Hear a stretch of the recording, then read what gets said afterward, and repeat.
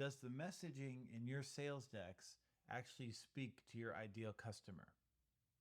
This is Paul Clinton from The Right Way, and just wanted to talk a little bit about messaging in the later stage of your sales funnel during the presentation stage and the kind of messaging that we're doing in presentations, live calls, sales decks, follow up messaging, and other messaging that we're doing in that late stage of the funnel that's helping us with that later conversion from discovery call to closed won.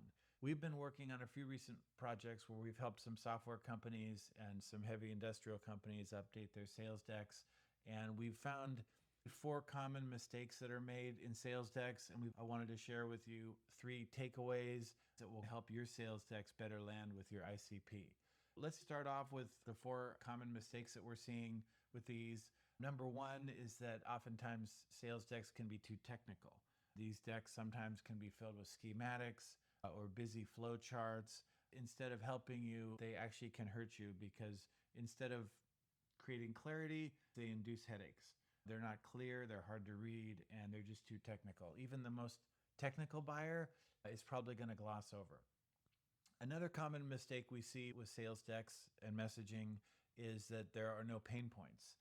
There are no mentions of any of the problems that the solution or service is actually solving. Sometimes in the past, conventional wisdom has been, hey, we got to keep it positive in these sales conversations. But actually, prospects are not looking for you to, quote, keep it positive. They're looking for you to connect with them and to show them that you actually are able to solve the problems that they have.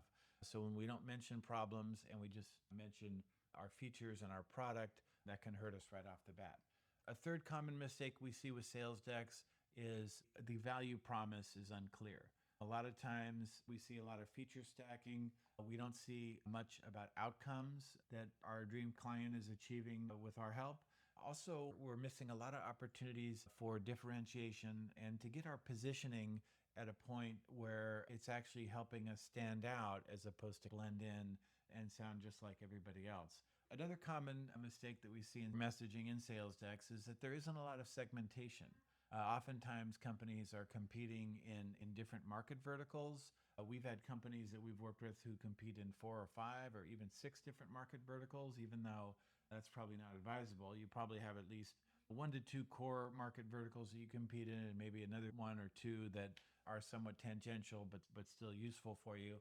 In our sales presentations, we have to speak to that, and we have to create messaging and specifics about how each vertical is using our product, the different pain points that they might have, the different processes they might have, how they're using our product, which could be totally different, and you have to speak to that. So let's get into the three takeaways of having presentation materials that resonates with your ICP and will actually help you get deals.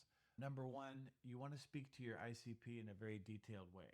You want to let your buyer see their story in your messaging. Very important to be buyer focused as opposed to company or vendor focused. Another takeaway here is show the before and the after. We can do this with case studies and testimonials. We can tell the stories of our existing customers. We can talk about the situation when they arrived and also some of the tangible benefits that they received after using our service. We can talk about the process that they used. I know to some degree there's a little bit of fear about this or uncertainty about this because we think that our customers don't want to be seen as vulnerable. A lot of times it's all about how we frame it. Just a single mention early on in a case study of what they were trying to achieve, a lot of detail about the process they went through, and then the result they got with actual quantifiable outcomes can really help you.